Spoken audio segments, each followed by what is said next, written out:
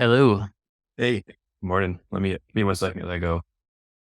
Awesome. Well, I think that there might be a couple others joining us, but who knows? Let's just start.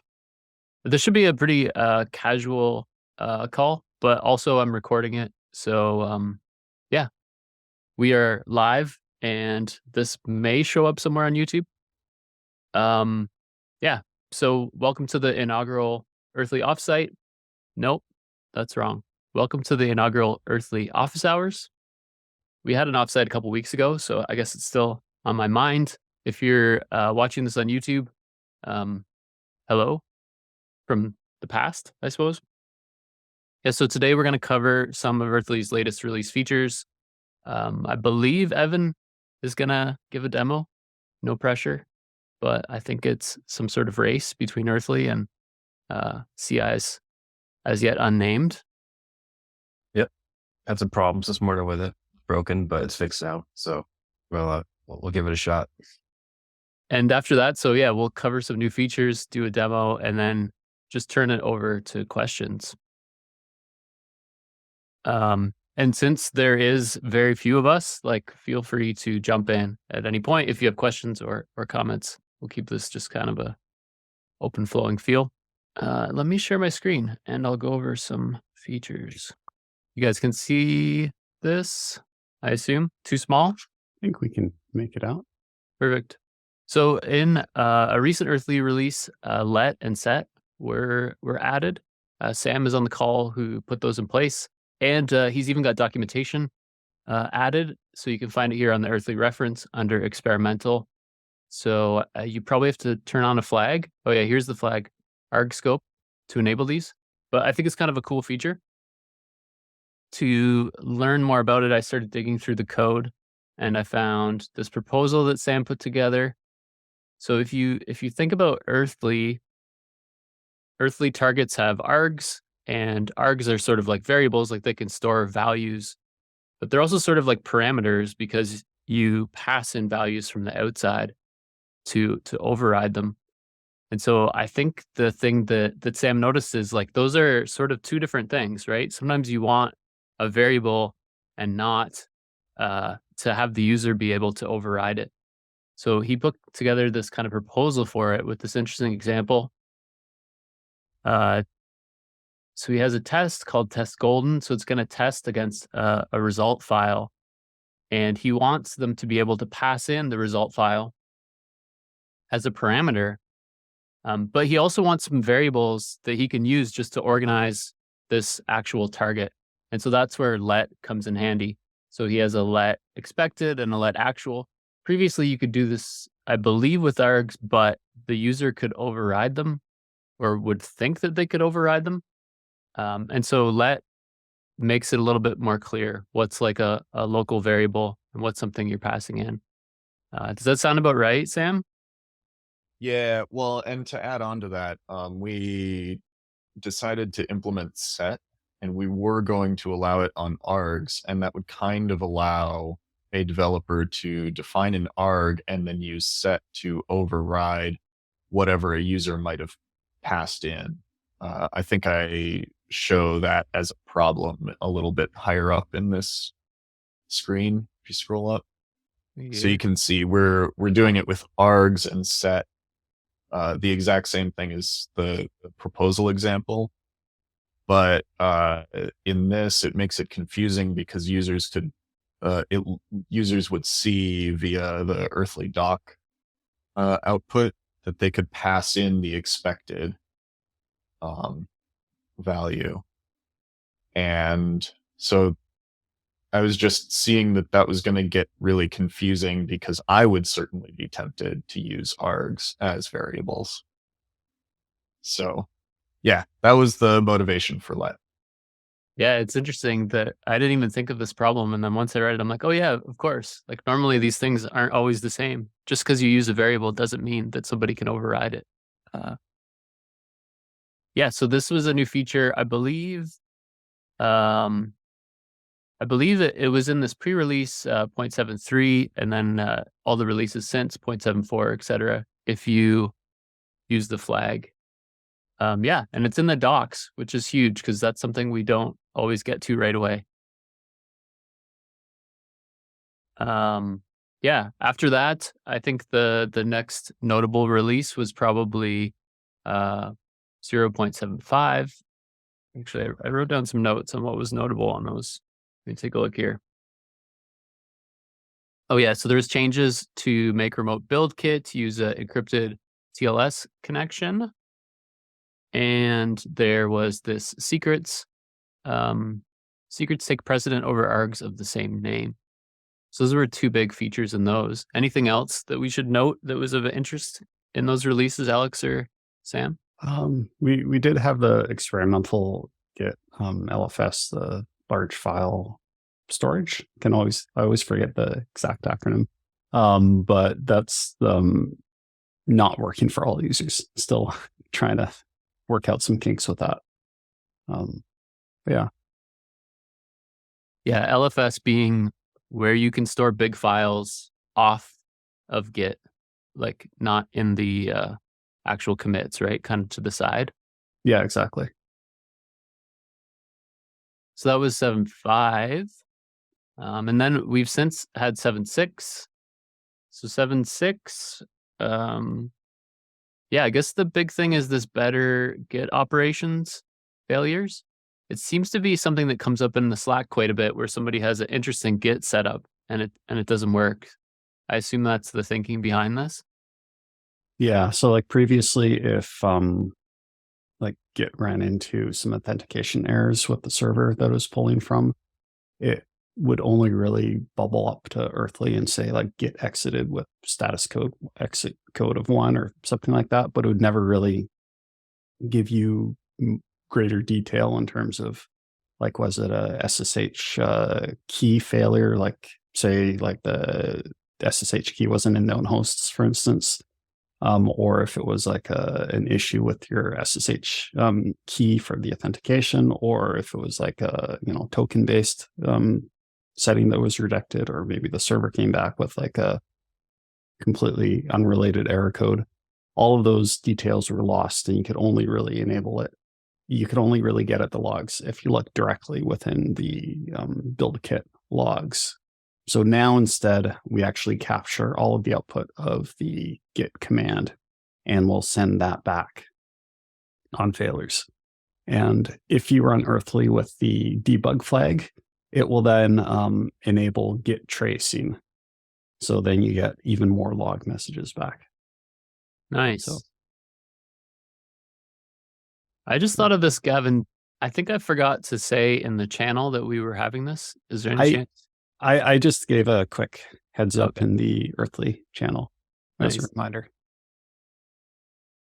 So that was version 0.76. The other big release that we've had is the release of Earthly Satellites. So Gavin wrote up this blog post, which is super good. By the way, Gavin, I really like this interview.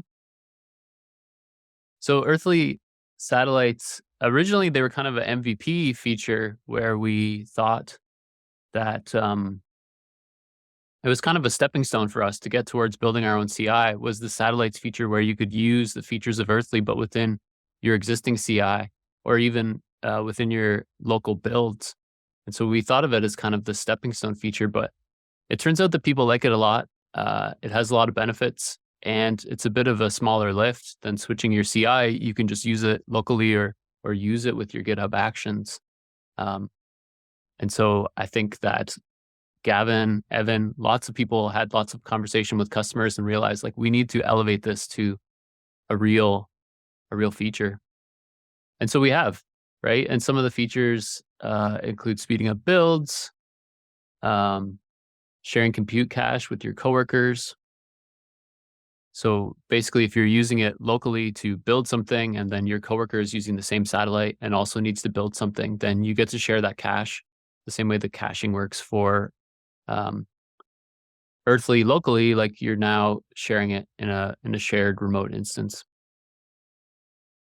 Another big feature is the x86 architecture. Like a lot of people just have all of a sudden these M1 Apple machines, and then they try to do a build where they need to make a x86 release to put in the cloud somewhere, and it just takes forever.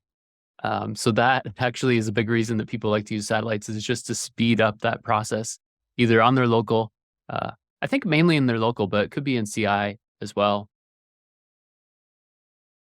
Yeah, what else? Also, the benefits of high bandwidth. The satellites have a pretty beefy connection to the internet, so sometimes that is enough to kind of unblock the whatever's slowing up a build. Yeah, what did I not cover, Gavin? Anything else interesting? No, I mean, that's about it. They're really nice ECI, especially because, the cache don't have to set cache up. Like, it's just there and it just works. And people really seem to like them when they're using like a different one across teams too. Like, they'll set up two, they'll have one for the CI and one they use across their teams. And but they seem to like them. They seem to like, our customers seem to like them a lot. And we seem to be getting new customers on like a fairly regular basis, specifically for satellites. So yeah, they're cool when they're GA now. So anybody can go get them. Yeah, it's awesome. And there is the big deal isn't the article. The big deal is the actual feature. But I like that the article has this interview with Sess at NoCD, who kind of goes over some of the things he liked about it. So take a look. Big fan of our blog, I am. So I try to pump it up whenever I can. Yeah, so those are some of the big features recently that we've shipped. If anybody has any questions, shout them out. But I think that I will hand it over maybe to Evan. Oh, there is a question. Eric Rowe says, can you connect to a satellite for debugging? You can use the interactive debugger. So if you run Earthly with a -I flag, and if you have a run command that fails, it will then drop you on to a essentially like a embedded shell script, or like bash shell, or whatever your shell is set to. And I think that's pretty cool, because then all of a sudden you end up on the terminal that's effectively in AWS, where our satellites run from. And it feels pretty magical. And on behind the scenes, all of that's getting just sent back via a encrypted TLS socket that makes use of the same build kit sockets. Yeah, Would the it be user possible experience. to access like Hi, a Eric. port? Sorry, if you have like a Chrome instance running, is it possible to connect to that? No, like there's no sort of port forwarding, but that's come up internally a few times in conversations. Like, it'd be really cool if like you could, like when you SSH in, you could like also do some port forwarding. That would be really cool, and might be possible in the future. The type of Plus one feature example. Corey talks about. Sorry, was it something else, Eric? No, it was just a +1. Sorry. Yeah, but Let me see if we have an issue for that. Isn't it true? Like you used to not be able to do an interactive session in the satellite, so that shipped at some point, I'm guessing. I had actually created a feature request for exactly that same thing. For the port forwarding, or for the interactive? Yeah, the port forward. Yeah. It's interesting. We try to it comes up a lot, like questions related to this, and also to keeping things running inside of like an Earthly session. And yeah, it's always like we haven't quite figured out what the approach around that area is going to be. But yeah, I had a maybe question about that too. Like, what is the position, or is there any evolution in the thinking about the relationship between long running background processes and Earthly? Yeah, we had some tickets open at some point for, I think it came up a lot with like NPM and with Node, with ways to like quickly iterate and keep something running with an Earth. I'm using it for Guard. Like, I'm using Guard for Ruby. It's a very similar thing. And I'm just doing it all locally because it doesn't feel like it fits in properly with Earthly.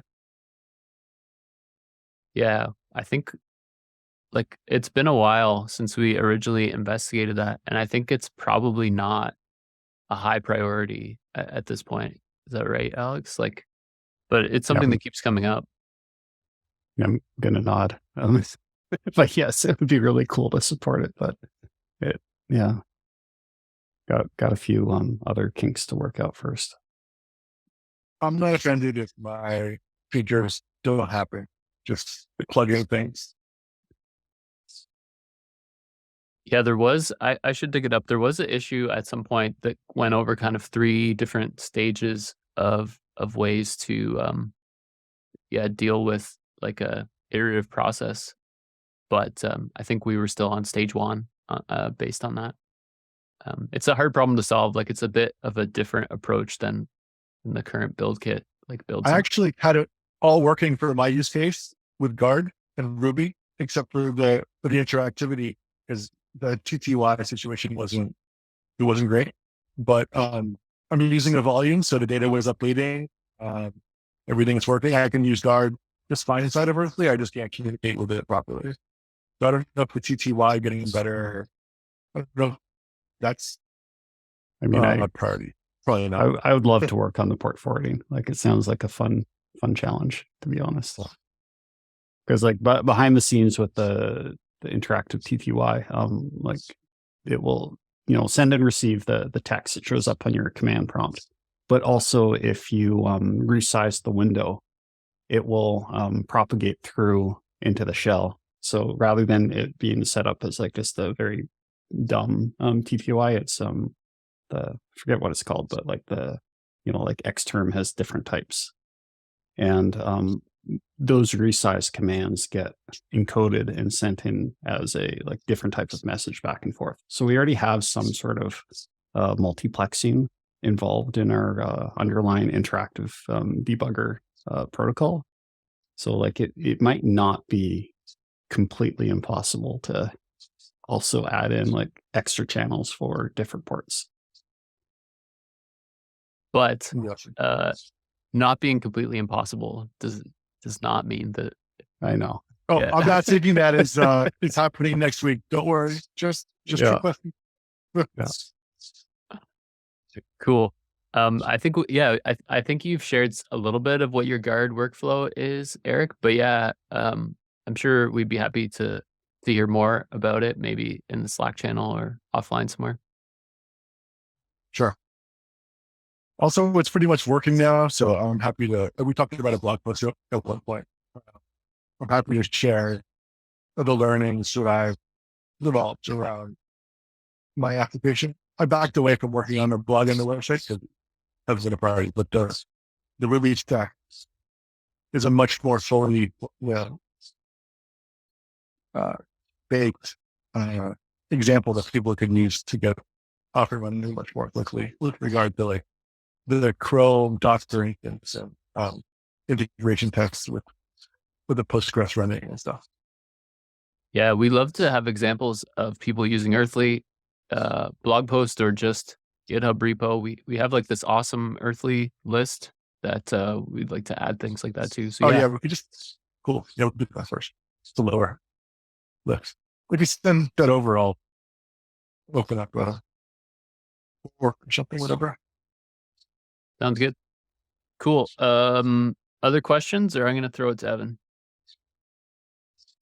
I had 2. Do you want to do it now? Go ahead, Eric. Or Evan, do you want to go? I have no preference on the order. I just had 2 questions. But all right, I'll do the demo. Then we can take questions out, and we can chat on Slack too if we need to take it offline later too. I know Noah was on an issue, right? So I was just looking to have questions to be a productive member of the conversation for your first office hours. Thank you. And also you have a great audience. You have a great team here. Like Alex and Sam can answer questions that I can't. So you're right. You definitely want to make time for your questions on this. But yeah, let me jump into the demo. So I did have some problems with it this morning. I got it fixed right before this started. So it's going to be a live demo, and we'll try our best here to make everything work the way we want it to. Okay. Can you guys see my screen? Yes. Okay. So, Eric, you've seen this demo before or parts of it. It's I've taken the standard sort of demo that we do, and just to recap what it is, it's a polyglot monorepo. There's 4 different backends and a React front end. And this is not like a practical application because all 4 of the backends do the exact same thing. They just serve a random quote.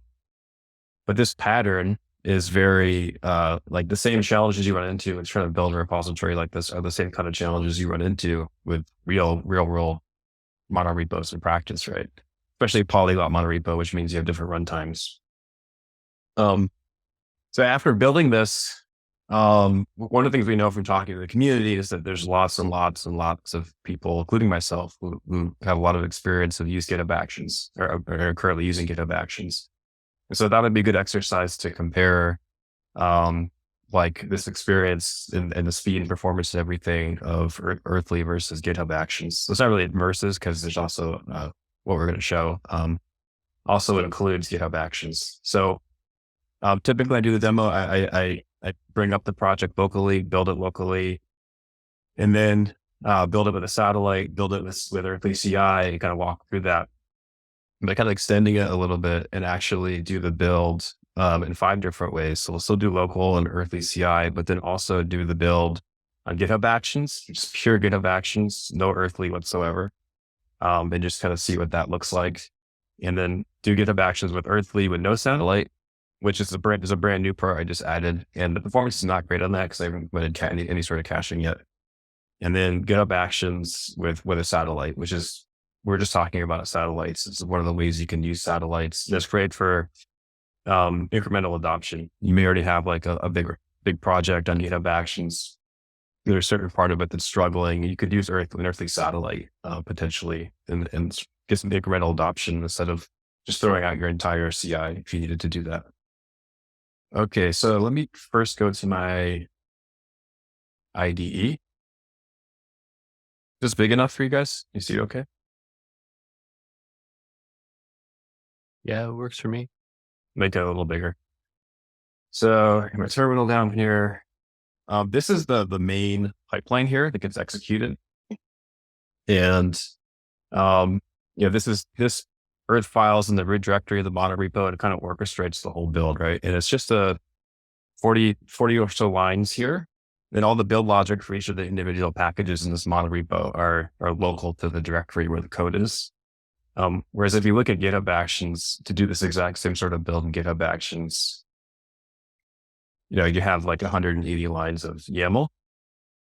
And I could talk for hours about how painful this was to create, and especially trying to get caching working and things like that, to do the things that I need the CI pipeline to be able to do.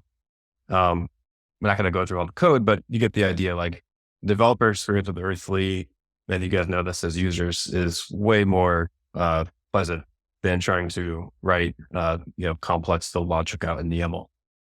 So let's go ahead and build this locally. So I can execute this main pipeline just like this.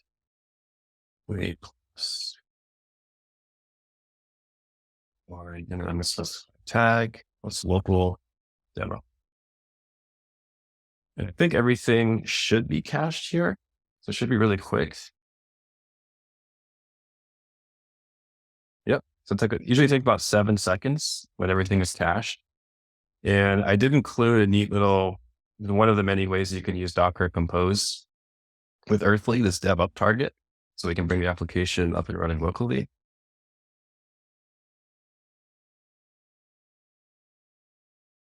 I just created a tag called local demo.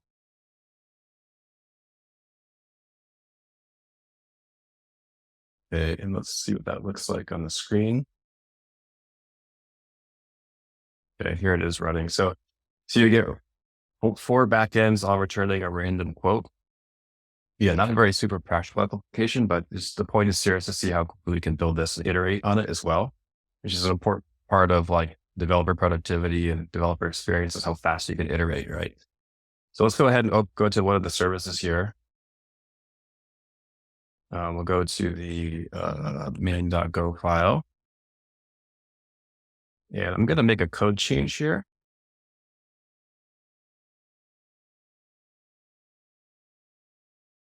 Yeah, let me comment on this line here.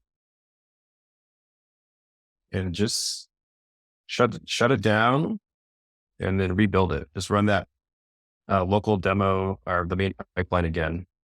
So we can see the speed, right? And see the caching as well.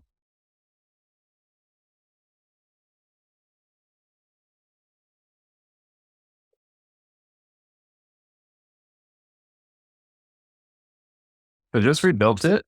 It still took about 7 seconds. And you'll notice I went through that really fast, but in the logs, you'll see that most of it was cached, but the parts that actually need to get rerun were not cached, right? That's part of the magic of Earthly is, I didn't need to do any special configuration. My Earth files are pretty standard from our examples, and the caching just works, right? I was able to rebuild everything in about 7 seconds, but it usually takes over 5 minutes if you haven't built anything, if you haven't built it before.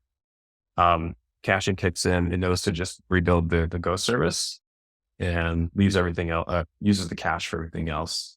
We bring this back up so we can see the code change. What I did to the code was I changed the Go service to say hello from Earthly instead of a random quote.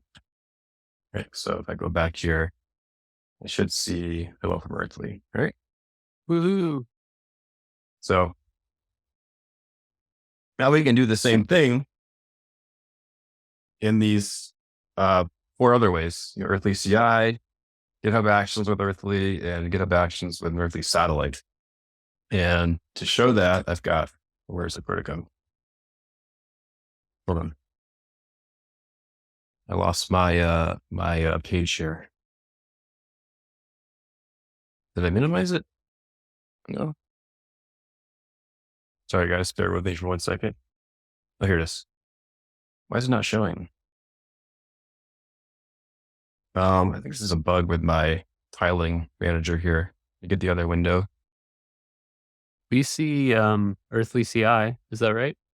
Yeah, but there's supposed to be another window next to it. Okay, let's do this.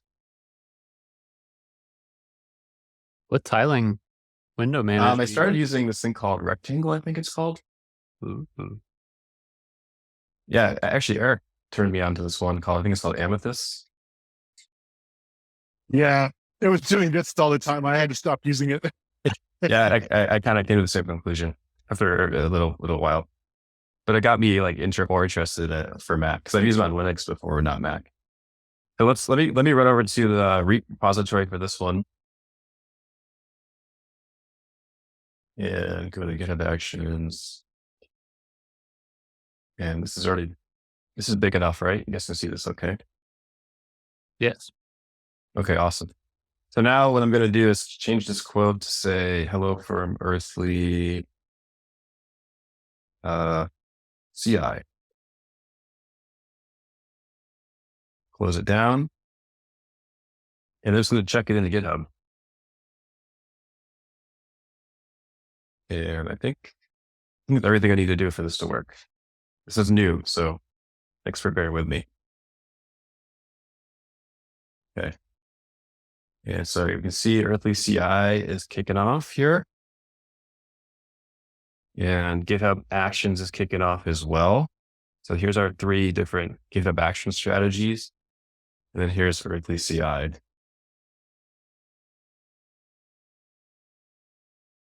What are the 3 strategies? Or so one is GitHub Actions using Earthly Satellite. One is GitHub Actions only, that ugly YAML file I showed you guys. And then one is GitHub Actions with Earthly but no satellite. And this one actually can be pretty slow. This is the new one that I just added. So it's not really showing Earthly in a great light necessarily because it's a little slow. But I can configure, I can set up caching on this one, which I haven't done yet, which will make it a lot faster. So Earthly CI finished already. It's like 18 seconds. I've seen it take as low as 7 seconds, depending on what sort of changes I'm making. But 18 seconds is what I got. It's done already. GitHub Actions, the satellite workflow finished already. That took a minute and 2 seconds. And what I've learned as I was building this is that like most of that time, I think you can see it here, is actually spent Well, no, that's not true. It took about 30 seconds for the satellite. That's because the satellite had to wake up, I believe. But this can take as low as like 30 seconds. Took a minute here. But this whole pipeline took a minute. But you can take as low as like mid 30 seconds. And most of that is just GitHub Actions setting everything up. And the satellite usually finishes in about 7 seconds. But it had to wake up from sleep in this case. The GitHub Actions only pipeline, can take it varies all over the place. And I did invest a lot of time in this and set up caching properly and stuff like that. And without caching, it's always like 7-8 minutes at the fastest. And it varies a lot because the performance of GitHub Actions is kind of all over the place. But with all the caching set up, I can get this thing sometimes to finish as quickly as 2 minutes. Which is not bad. It's so way, way slower than Earthly Satellites or Earthly CI, but I can GitHub Actions in 2 minutes. The problem is the amount of effort it takes to get that right. And I still haven't figured out how to cache the shared dependencies properly, which is going to be a whole nother exploration I need to do. And Earthly, with no satellite is still going. That one can take a while. It's still work in progress. All right. So the next thing I usually show in the demo is, let's just go ahead and we'll pull those images down. So say, and I believe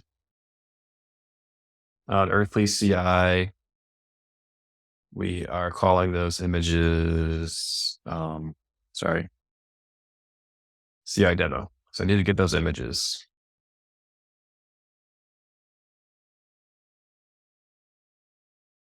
I'm just using Docker Compose to pull those down.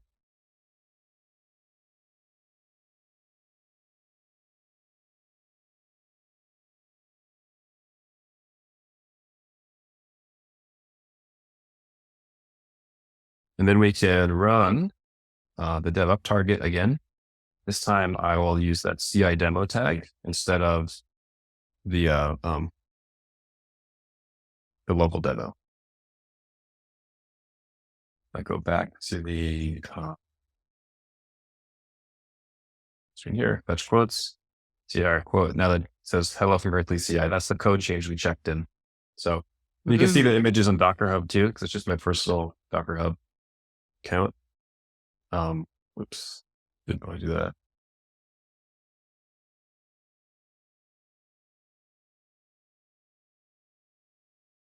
And yeah, so you can see all these images here. You can see when they're pushed. It's just kind of another point of evidence. So, hey, it's working. Images are being created, pushed. So that concludes the demo. I just wanted to show you guys what we're working on. This is on GitHub. I just made it public this morning. And so definitely will evolve over time. So you find ways to make improvements. And we want to give GitHub Actions a fair shake too. We want to make sure we're doing things right there. So it'll be on GitHub. Definitely looking for feedback on it. So thank you. That was awesome. Did the GitHub one complete? Yeah, maybe we should hang around for that. Now it's trying. It's still going 4 minutes. Yeah. We could leave it running in the background. Yeah. I know this has been very slow this morning. I have seen, like you can see 6 minutes and 46 seconds. Yeah, but I can leave it running in the background while we do questions. That's awesome. Great demo. I can think it's a great example of why I think why satellites was GA'd, right? Why people were like, oh, this is super useful, because your satellites one finished not as fast as Earthly CI, but pretty fast. Yeah, and the satellite had to wake up too. Yeah. If I ran it again, it would probably be a little faster. If you go through the history here, you can see I've been making lots of changes. Here's 146 seconds an hour ago. That's kind of what you get if the satellite's already awake. 46 seconds, or I've seen as low as 30 seconds.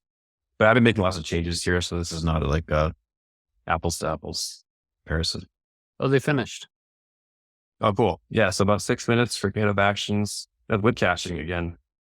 Although it seems to be wildly inconsistent. Sometimes I can see it lower than that. And then this one, toss it away for now because I have to omit some caching on the GitHub Actions or on the Earthly side still. That's awesome. Okay, let's Thanks. do some questions. So the floor is open if you guys have things to ask, up to and including what's on my bookshelf behind me. Yeah. So questions, anyone? I have a question. So I'm doing my integration tests inside of a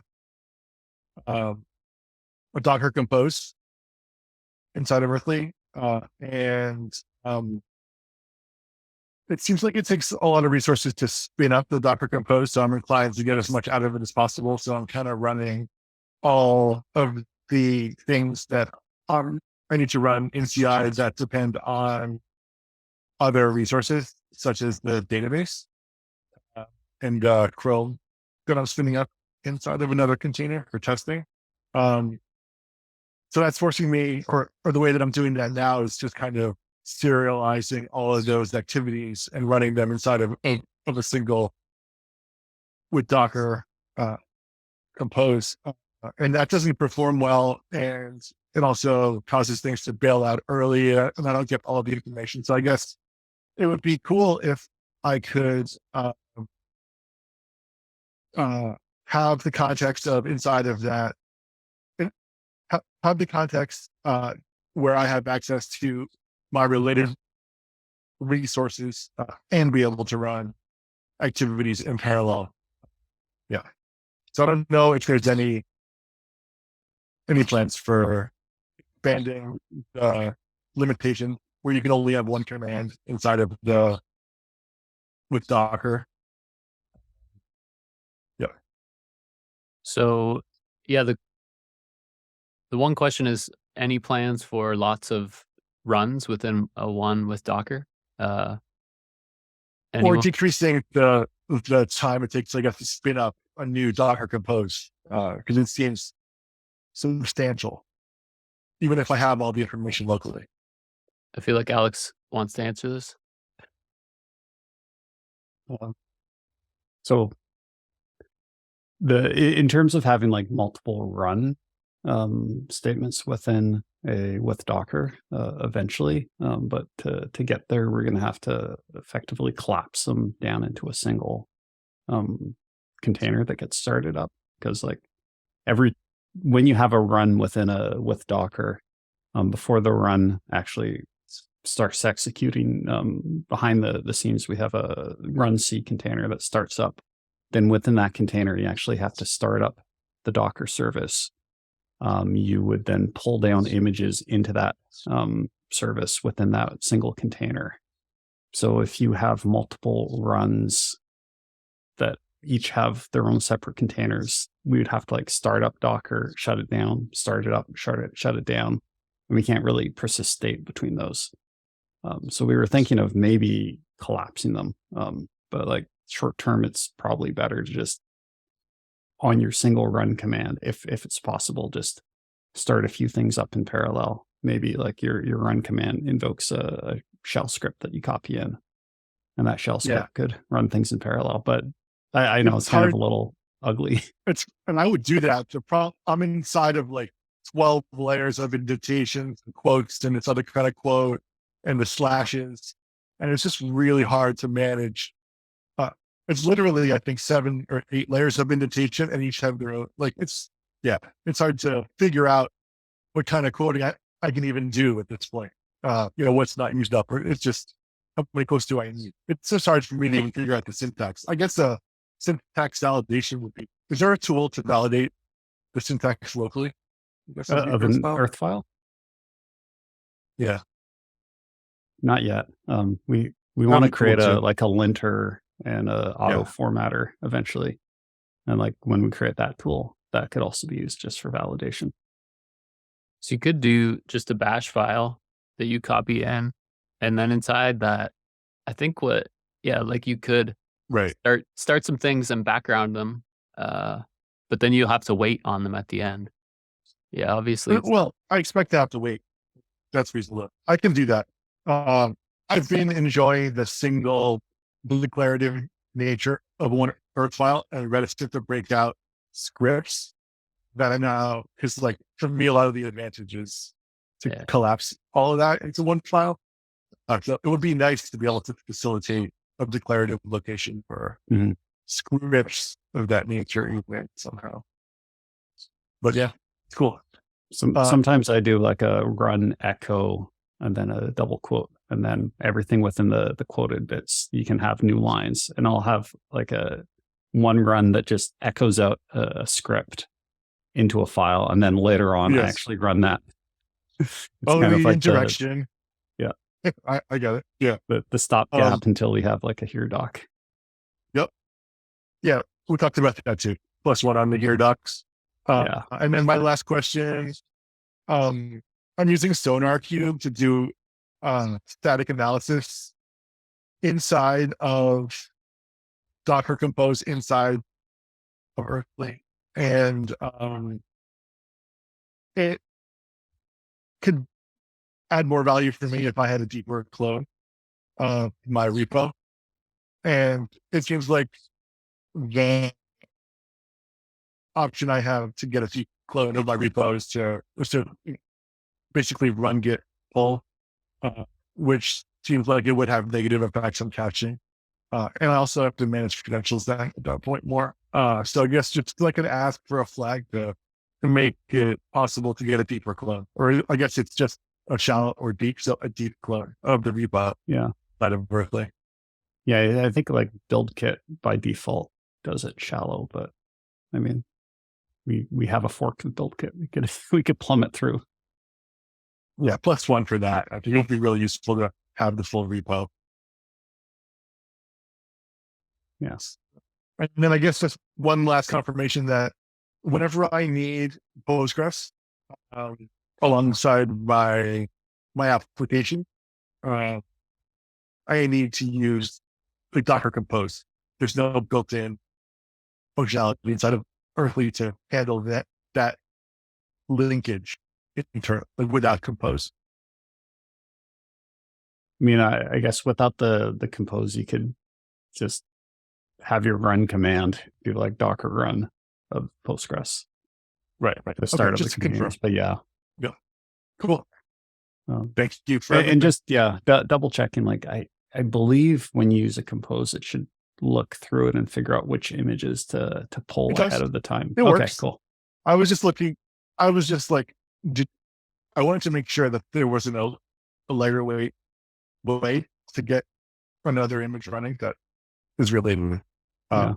So There's also like are they called database containers? There's that project that lets you spin up and spin down databases.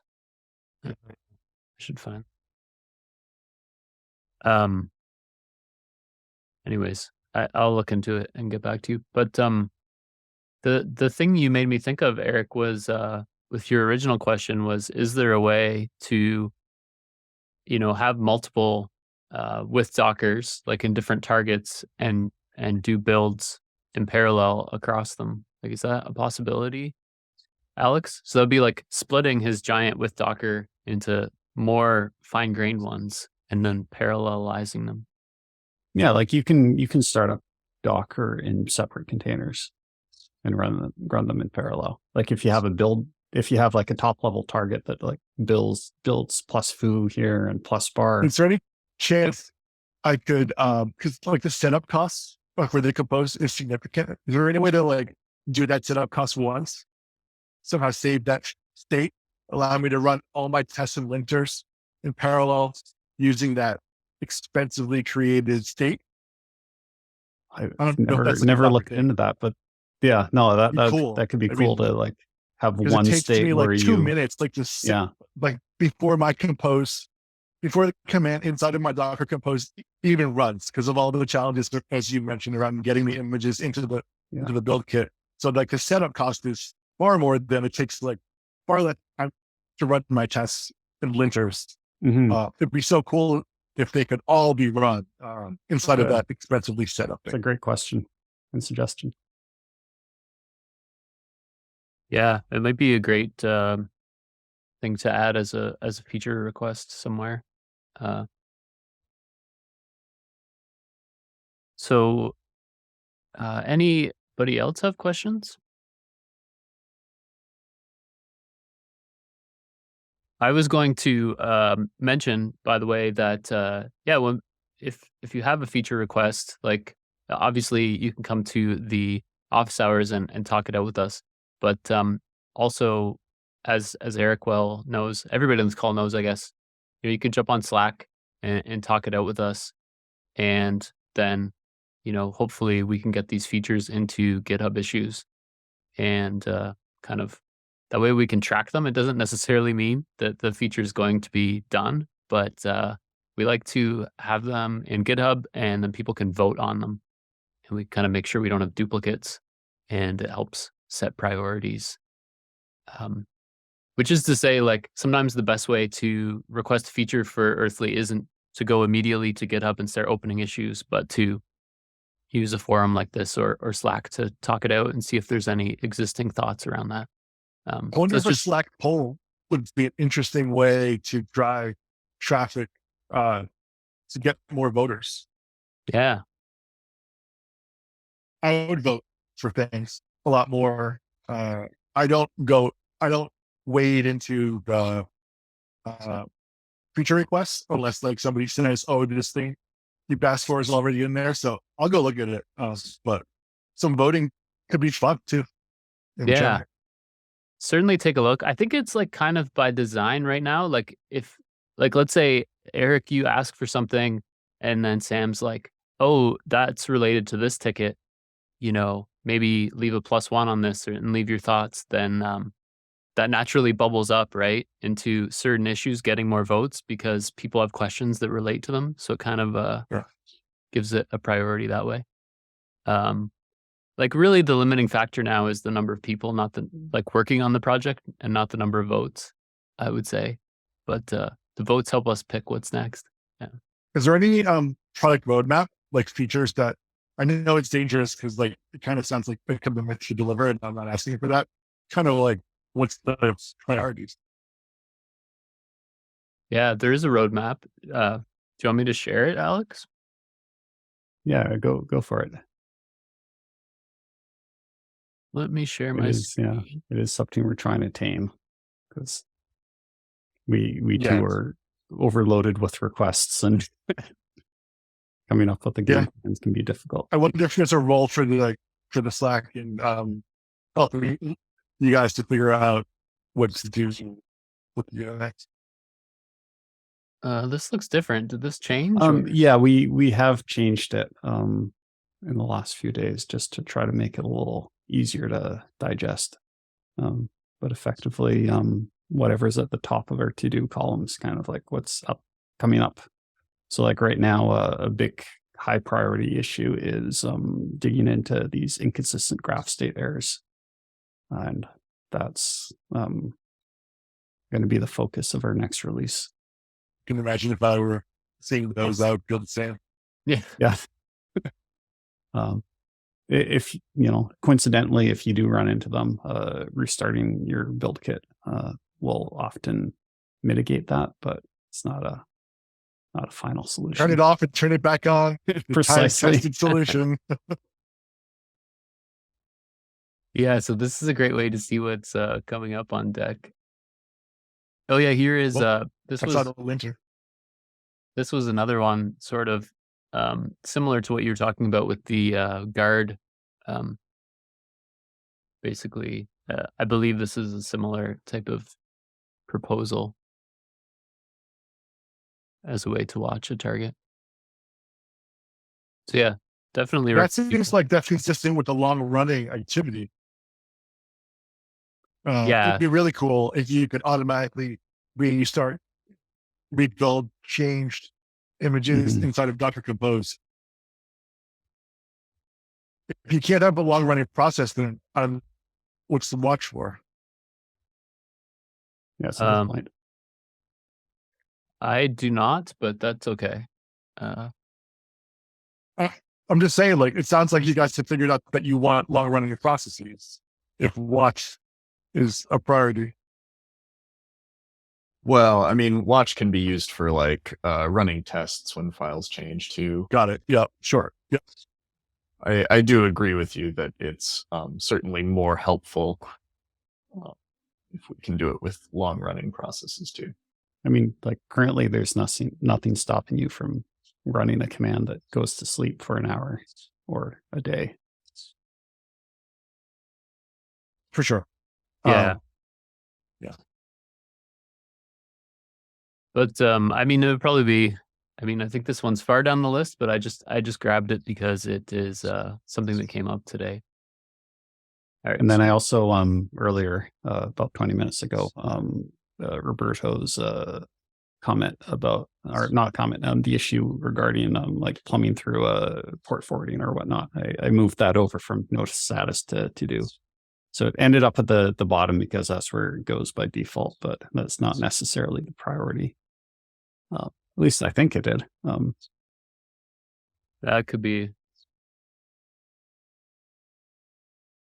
Who knows? I guess the question about Docker Compose inside of this build kit, is there any chance to like use volumes or do something to prevent having to copy in all that stuff with taking like 2 minutes to spin up a Docker Compose without local? We get a lot of questions about like mounting things into things. I think the general position is that That would be pretty useful. yeah, exactly. Yeah. For like a fast flag. Yeah. Not in CI, but locally. I don't know. I feel like this rules. Yeah, I mean, we want like yeah, I think our philosophy is that like the build should always be correct and we shouldn't allow features that damage correctness. I get why people sometimes are like, no, I know what I'm doing here.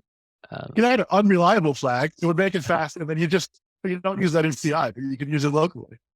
I don't know. I mean, we do have a strict flag. Yeah. The idea is like if you have strict enabled, we'll disable things like locally. If the build doesn't have to be correct, we can finish it very quickly. We'll just like randomly emit things.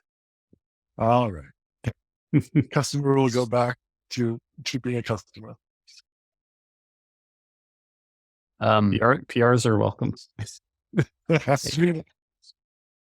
But yeah, I mean, I think we get why that is a question that comes up. Just hasn't been. It's probably not something we would change, at least not in the immediate future. Okay, I think we're running to the end of time here. So thank you everybody for coming. It's especially thank you, Eric, for all your questions, and Roberto also for questions. And yeah, we're gonna keep doing these. So come to the next one and ask even more questions. Thank you, everybody. This has been fun. Thank you. Thank I you. love you guys. You guys have the best too. fun. Thanks a lot. We love you too. Thanks. Have a good one. Thank you. See ya.